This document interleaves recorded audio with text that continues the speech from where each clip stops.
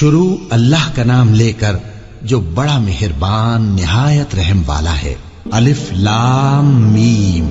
اللہ جو معبود برحق ہے، اس کے سوا کوئی عبادت کے لائق نہیں، زندہ ہے، سب کو تھامنے والا۔ اس نے اے نبی تم پر سچی کتاب نازل کی جو پہلی آسمانی کتابوں کی تصدیق کرتی ہے، اور اسی نے تورات اور انجیل نازل کی تھی۔ یہ دو کتابیں اس نے پہلے نازل کی تھیں لوگوں کی ہدایت کے لیے، اور پھر قرآن جو حق اور باطل کو الگ الگ کر دینے والا ہے نازل کیا۔ جو لوگ اللہ کی آیتوں کا انکار کرتے ہیں ان کو سخت عذاب ہوگا، اور اللہ زبردست ہے، بدلہ لینے والا ہے۔ اللہ ایسا خبیر و بصیر ہے کہ کوئی چیز اس سے پوشیدہ نہیں، نہ زمین میں اور نہ آسمان میں۔ وہی تو ہے جو ماں کے پیٹ میں جیسی چاہتا ہے تمہاری صورتیں بناتا ہے، اس غالب حکمت والے کے سوا کوئی عبادت کے لائق نہیں۔ اے پیغمبر، وہی تو ہے جس نے تم پر یہ کتاب نازل کی جس کی بعض آیتیں محکم ہیں اور وہی اصل کتاب ہے، اور بعض دوسری متشابہ ہیں۔ تو جن لوگوں کے دلوں میں کجی ہے وہ متشابہات کا اتباع کرتے ہیں تاکہ فتنہ برپا کریں اور مراد اصلی کا پتہ لگائیں، حالانکہ مراد اصلی اللہ کے سوا کوئی نہیں جانتا۔ اور جو لوگ علم میں گہری نظر رکھتے ہیں وہ یہ کہتے ہیں کہ ہم ان پر ایمان لائے۔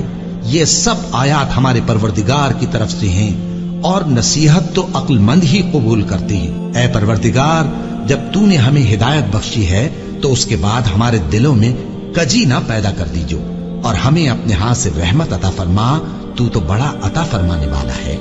اے پروردگار، تو اس روز جس کے آنے میں کچھ بھی شک نہیں سب لوگوں کو اپنے حضور میں جمع کر لے گا۔ بے شک اللہ خلاف وعدہ نہیں کرتا۔ جو لوگ کافر ہوئے اس دن نہ تو ان کا مال ہی اللہ کے عذاب سے ان کو بچا سکے گا اور نہ ان کی اولاد ہی کچھ کام آئے گی، اور یہ لوگ آتش جہنم کا ایندھن ہوں گے۔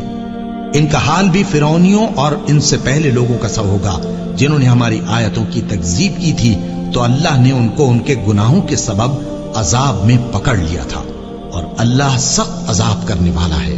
اے پیغمبر، کافروں سے کہہ دو کہ تم دنیا میں بھی عنقریب مغلوب ہو جاؤ گے اور آخرت میں جہنم کی طرف اکٹھا کیے جاؤ گے، اور وہ بری جگہ ہے۔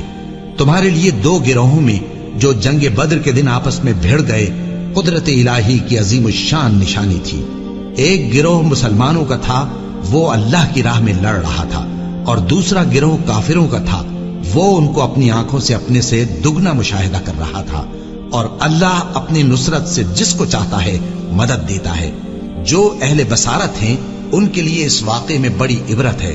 لوگوں کو ان کی خواہشوں کی چیزیں یعنی عورتیں اور بیٹے اور سونے اور چاندی کے بڑے بڑے ڈھیر اور نشان لگے ہوئے گھوڑے اور مویشی اور کھیتی بڑی زینت دار معلوم ہوتی ہیں، مگر یہ سب دنیا ہی کی زندگی کے سامان ہیں، اور اللہ کے پاس بہت اچھا ٹھکانہ ہے۔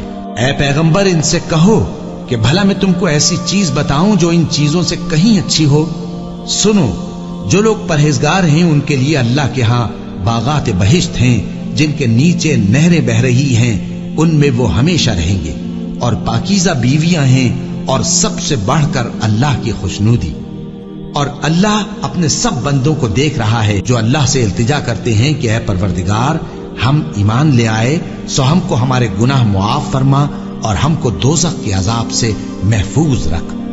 یہ وہ لوگ ہیں جو مشکلات میں صبر کرتے اور سچ بولتے اور عبادت میں لگے رہتے اور نیکی میں خرچ کرتے اور اوقات سحر میں گناہوں کی معافی مانگا کرتے ہیں۔